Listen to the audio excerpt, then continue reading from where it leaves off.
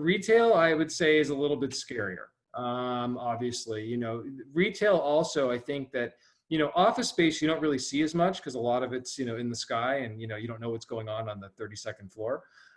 Retail, we all see, and retail is definitely a little bit of a bloodbath. So, the biggest challenge to retail and to the ground floor is the decimation of the small business.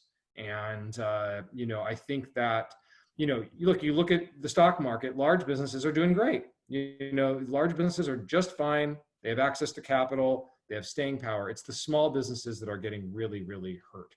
And, I can tell you, we advise a lot of retail landlords.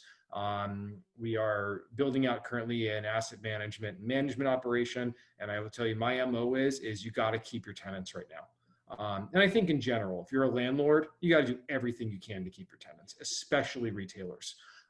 It has never been a harder time for a retailer. Most of these guys, if they're doing well, they're doing 30 to 50% of what they did before. If they're doing fantastic, they're doing 70%.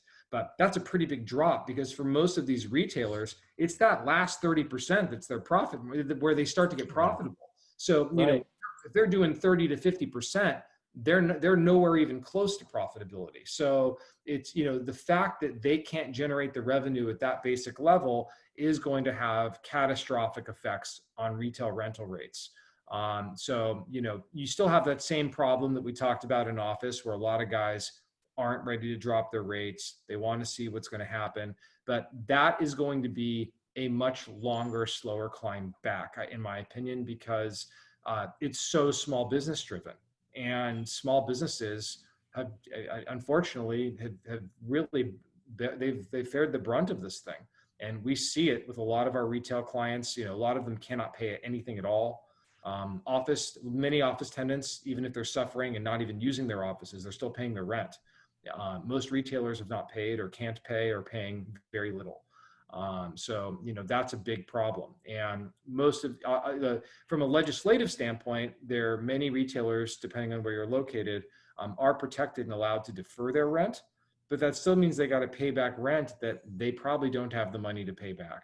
And without any federal stimulus to support them, they don't have the PPP really helped these businesses hang on for a couple of months. As soon as that ended, that's been the drop off. And I don't even think we've seen the middle of that. I think that without any more support, I think that we're going to see the retail environment worsen. And, so it's very important for any retail landlords that are listening.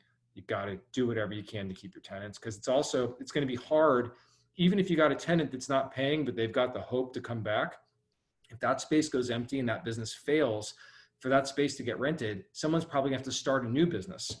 And it's a lot harder to start a new business than to restart an existing one.